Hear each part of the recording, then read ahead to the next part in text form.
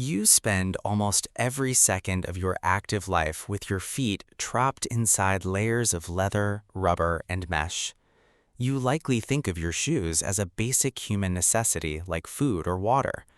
But your ancestors would have found the idea of wrapping their feet in animal skin completely bizarre.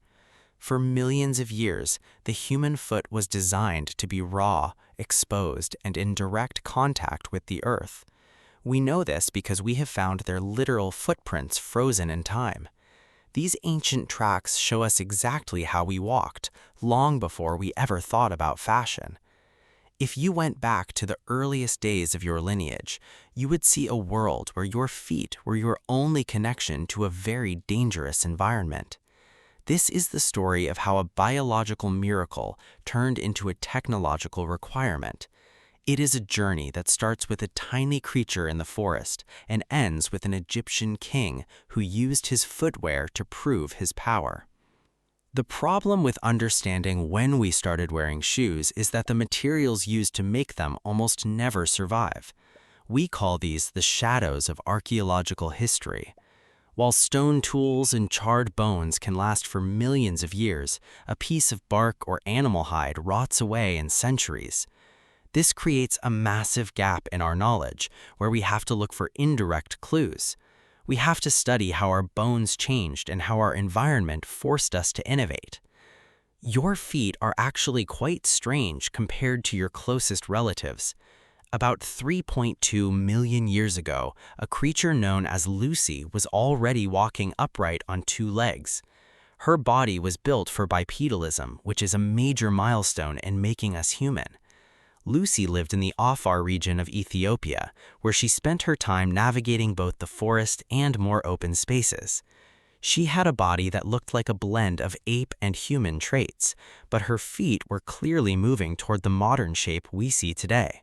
One of the most incredible pieces of evidence we have from this era comes from Laetoli in Tanzania. Around 3.6 million years ago, a group of your ancestors walked through wet volcanic ash. That ash hardened like concrete and preserved their exact foot shapes. When you look at these tracks, you see something startlingly familiar. There is a clear heel strike and a big toe that is in line with the other toes, just like yours.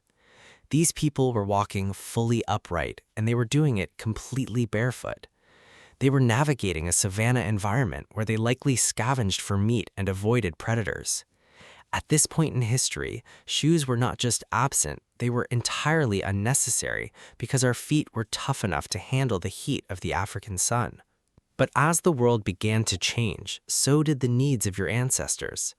About 1.8 million years ago, a species called Homo erectus began to take control of their environment in a way no creature had done before. We have recently discovered that they were bringing fire into caves like the Wonderwork Cave in South Africa. This is a massive behavioral milestone because fire offered warmth, protection, and the ability to cook food. These early humans were not just passive observers of natural fires, they were actively engaging with it and incorporating it into their daily lives. Bringing fire deep into a cave, far beyond where natural wildfires could reach, shows a level of sophistication we did not always attribute to them. They were using fire to survive in a fluctuating climate that was becoming increasingly unpredictable. This shift toward living in caves and using fire might have been the first step toward the Occident of footwear. Imagine an early human sitting by a fire inside Wonderwork Cave. They are surrounded by the remains of animals they have butchered using stone tools. They are living in a world of sharp rocks and hot embers. It is highly likely that someone eventually realized that a piece of leftover animal hide could protect a burnt or cut foot. This was not a fashion statement, but a survival hack. We see the beginning of the Lower Paleolithic defined by these early stone tools, which were being used as far back as 2.5 million years ago. If you can use a stone to butcher a carcass, you can use that same stone to scrape a hide. The real utility of shoes likely became obvious when your ancestors started their massive migration out of Africa. By 2.1 million years ago, hominins had already reached as far as China. As they moved into colder and harsher climates, the barefoot lifestyle became a liability. Around 1.2 million years ago, your ancestors even evolved dark skin to deal with the intense sun, but the ground in northern Eurasia offered a different challenge entirely. During the Ice Age, temperatures dropped drastically, and the environment became a freezing landscape of ice and snow. We know that by roughly 170,000 to 100,000 years ago, clothes appear on your evolutionary timeline. If you're wrapping your body to stay warm, your feet are the most vulnerable part of your anatomy when walking across frozen ground. We see genetic signatures of these adaptations in populations like the Inuit, who adjusted to high-fat diets and extreme cold about 20,000 years ago. While we do not have the physical shoes from 100,000 years ago, we can see the impact in the bones of the feet. When you walk barefoot, your toes are wide and your foot bones are thick to handle the impact. But once humans began wearing foot coverings regularly, the bones in the smaller toes began to get thinner and weaker. We see this transition in the archaeological record long before we find the actual shoes. It was a trade-off where we gained protection from the cold but lost the raw structural strength of a barefoot wanderer. As humans became more settled and started building the first cities and states around 4000 BC, shoes took on a whole new meaning. They were no longer just about survival in the cold. They became symbols of power and status. One of the most significant artifacts in the British Museum is a small ivory object known as King Den's sandal label. King Den was an Egyptian ruler from around 3000 BC. This label was found in his tomb and shows a scene of the king striking a defeated enemy. But the most important part is that it was originally attached to a pair of the king's sandals. In ancient Egypt, sandals were a luxury and a sign of high rank. The fact that this label was placed in a royal tomb tells us that by this time, shoes had moved from a survival tool to a religious and political statement. This evolution is mirrored in the way we treat history itself. For a long time, we only focused on the mind and eyes of history, such as the famous archaeologists and kings. We often ignored the hands and feet of the local workers who did the actual manual labor of uncovering the past. But just as every footprint in the ash at Laetoli tells a story of a real person, every artifact, like a sandal label, reveals the hidden lives of those who came before us.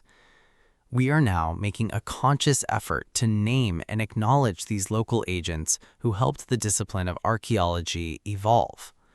Naming is a powerful act that gives these people a place in history. It helps us see that the story of human progress is not just about a few great leaders, but about the collective struggle of millions of people trying to protect themselves from their environment. Modern science is also giving us new tools to look back at these ancient moments. Researchers are using light-emitting properties of burned bone to find traces of fire that were once invisible. This technique allowed us to see that humans were tending fires in the Wonderwork Cave nearly 1.8 million years ago. Every new discovery like this pushes the timeline of human sophistication further back. We are realizing that your ancestors were not just surviving, but were actively shaping the world around them.